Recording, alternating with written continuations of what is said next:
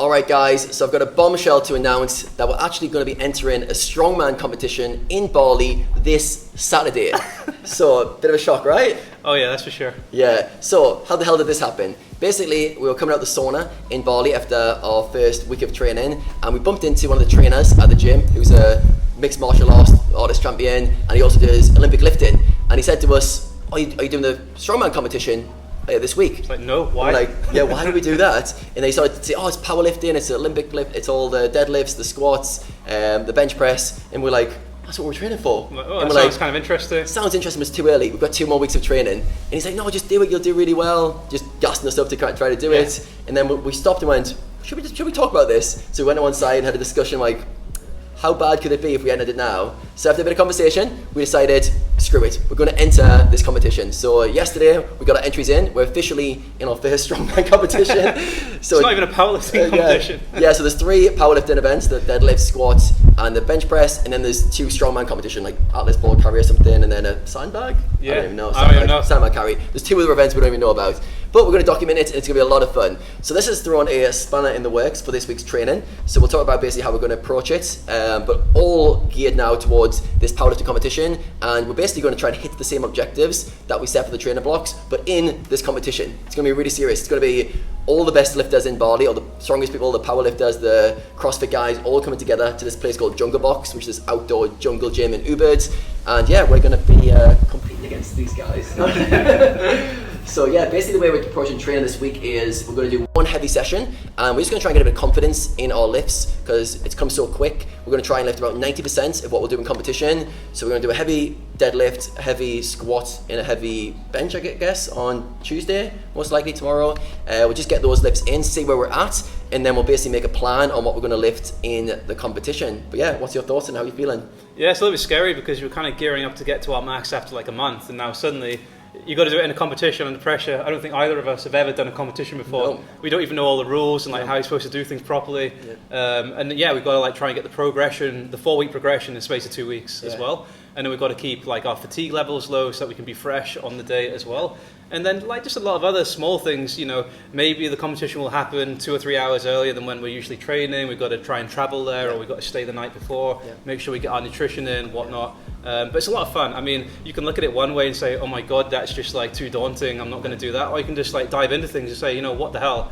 What's the worst that can happen? As long as I don't injure myself too badly, this is just going to be an opportunity for growth, having a laugh, meeting a lot of really cool people, I think, just meeting some friends and having a good time. Yeah, totally agree. And yeah, what I'm loving about this kind of challenge is both of us kind of didn't want to do it. It sounded a bit crazy, but then we spotted each other like, well, why not? Because basically our whole goal is to lift heavy at these 3 lifts, and although we haven't had time to train for it as much, if we did our training by ourselves, having a competition opportunity to do it is 1, scary as hell, but 2, like it's an environment where you'll actually bring out your best. Yeah, bring you up. Yeah, so we decided to take on the challenge, and yeah, I think it's one of those things where if you look at our texts going back and forward, we're like, how the hell has this happened? This has escalated so quick. But it's one of those things like taking on a challenge that gets you out of your comfort zone, and this was so in line with our goal. Like, I've never heard of a powerlifting competition or a strongman competition in Bali, and I've been here quite a long time, so it's quite a weird coincidence that we're training for this, and it's happening on the weekends.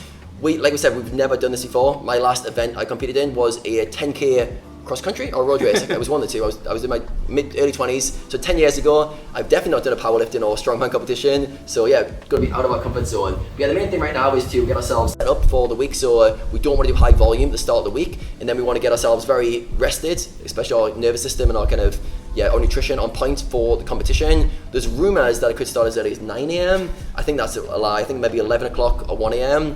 So yeah, we just need to dial in kind of all the preparation for that event. So yeah, we're going to set some goals together. We'll now go into today's session. So we're going to document our first heavy lifting, which we'll do tomorrow, which is going to go on screen any second. And yeah, we'll see how we get on with our heavy lifts, and then we'll plan what to do in the competition.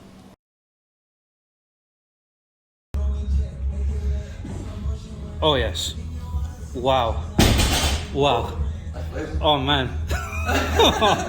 The training block's been working all right for you, hasn't it? That felt really like... Wow, you're looking like this should be Saturday for you.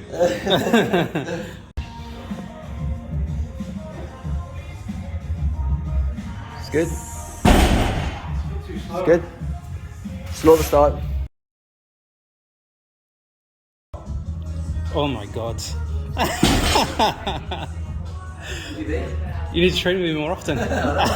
1 week? Wow.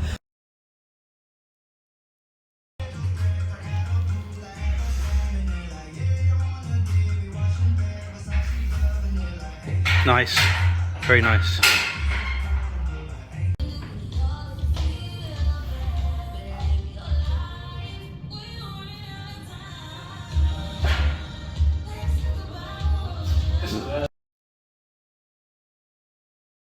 Alright, so we just finished our last workout before the meet. I was pretty happy with my deadlift. I got to 195, which I was surprised with, and it moved really quickly. So I'm really pleased with where that's at. How are you feeling about your lifts overall? Yeah, pretty good. I mean, my deadlift was moving a lot slower than yours, so it's a little bit scary, but yours was flying. I think you've got a lot more in the tank than what we thought initially. Yeah, I'm excited for that. I'm really excited to see where the deadlift goes. I might have to readjust where I can go to with it, but yeah, I think over 200 is going to be very easily done. So I might start my lifts on 200 on the competition, but yeah, I'll decide that a bit later. Squat, we did about 144. I don't know why we chose 144 as the number. But yeah, again, I was pretty happy with that. I felt pretty good. How was your squat feeling? Yeah, I was feeling pretty good. That was probably my better lift. So I'm hoping I'll get a bit more in the meet. Obviously, we're trying to do 90% right now, but like sometimes you find out that actually it's not 90, maybe it's 85% of what you actually can do. Yeah. So, see. Yeah, very true. And then bench press, we couldn't record it because we were spotting each other. But I think I did 110. I think you did 1.5 in that range. It's going to be our weak link of the three, I think. Yeah. So yeah, some people are very strong on bench press because they do a lot of it. We don't do that much of it relatively, so it's our weaker link. But also, there's less weight involved. By that I mean like you can get a lot of weight on the deadlift and the squats that you can almost compensate for having a bit of a weak bench press, so to speak, in the powerlifting scores at least. So yeah, so now we're going to talk about recovery. All right, so I think recovery is really important generally, but it's even more important when you've got a big event coming up and you want your body primed to recover. So we've just done the last workout, which is it's Tuesday, just finished for us. So we've got until Saturday to recover our bodies relevant for the events. So how are you approaching recovery for the week ahead? Yeah, so I think for me personally, and I guess in general, like when you're preparing for a meet, you have to be completely recovered. It's not like a normal weekly workout schedule where what you're actually doing is you're getting your body down to a level of recovery where you can safely progress with the next workout, but you're not actually recovered completely. Like your body's still got some damaged muscle fibers, micro tissue, etc. But for the meet, like you're still not going to be 100% recovered because certain parts of the body might even take like a month or more, like the central nervous system. But you want to like get much more recovered than you would for a regular workout because the intensity is literally going to be 100%. Like you've got to be able to give everything that you've got available. So recovery ends up becoming the most important thing over those days. Trying to do absolutely as little as possible. Sleep really well. That's probably number one, along with the nutrition. And then Adam's like a bit of an expert in this, so he'll be able to tell you a few other like tips for that. Yeah. So yeah, it's really important, like Ivan was saying, to be fully recovered. And myself, I don't know about you, but like I'm rarely fully recovered because you're always doing some form of training. There's always some residual kind of muscle damage or fatigue that's built up during the week, so it's really hard to be 100% recovered. But this week, that's the goal, to get as close as possible to 100. So yeah, for my opinion, I think the most important variables around recovery, number one, sleep. So I'm going to be aiming to get 9 hours sleep on my sleep tracker and trying to basically optimize the quality of that, so getting very consistent sleep time, waking up at the same time. I'm going to try and get my body in sync with the new schedule. So basically the competition is going to be around 1 p.m. we've heard is the most recent update. So for us we need to be strong at 1 p.m. So I'm going to get up a little bit later, so I've been getting up at 6 a.m. I'm going to get up around 8 a.m. especially the few days leading up to it, to get my body in sync with what I want to be doing. I think the main things are, like you said, deloading and not doing too much. So for me, I'm generally not going to do any lifting for the rest of the week, but I'll do some mobility work for my hips, because I know if I don't do anything for a week, getting low on the squat is going to be very challenging for me. That's our biggest fear. Yes, my biggest fear is not going low enough in the squat or getting something going wrong at that bottom of the range. So I'll keep mobility going, and then diet. Super big on diet in terms of having enough protein intake and also just eating healthy for your body. So for me, I generally have a kind of a keto aversion to diet a lot of the time where I'm very low carbs, but when I'm trying to recover my body, I introduce a lot more carbs. So this next week I'm going to basically just listen to my body. I'm going to eat very healthy. I'm going to increase protein intake, although my protein intake is always very high, but yeah, definitely around sleep is going to be huge. And I'll also be using things like a flotation tank. I'll probably use that once in the build-up, which for me, that's you line up Epsom salts for basically an hour and a half, very relaxing for the body. There's a lot of absorption of the magnesium, but also it's really good just to cognitively relax, and my body always feels amazing after it. I'll use the sauna and ice bath probably twice. So for me, I do a 15-minute sauna, 2 to 5 minutes in the cold, 15-minute sauna, 2 to 5 minutes in the cold. Again, I feel great after that, and recovery always is great in terms of sleep qualities once I do that kind of approach. So those are the main things I'll be doing, and yeah, the main thing for us, in all honesty, is the deloading phase and not taking on not too much strain. Anything else for you, what you'd like to add for recovery? How do you, actually, I'll ask you your recovery in terms of being a vegan. So I think I'm a meat eater and I have a lot of protein in my diet, and Ivan does all the same lifting, all the same strength stuff with a different approach to diet. So I think a lot of people who see the vegan diet, they're like, oh, well, it's hard because I can't perform as well, I can't get as much protein in my diet. So yeah, what's your thoughts on how you approach being a vegan and how it impacts recovery in particular? Yeah, so I think that there's like, as with a lot of these things, there's some truth to it and there's some like mistruth. So I think you have to make a much bigger effort if you are gonna have a vegan diet and train like at this kind of level, because you are gonna need a reasonable amount of protein. Having said that, I think a lot of the historic literature was a bit false in terms of exactly how much protein you really do need.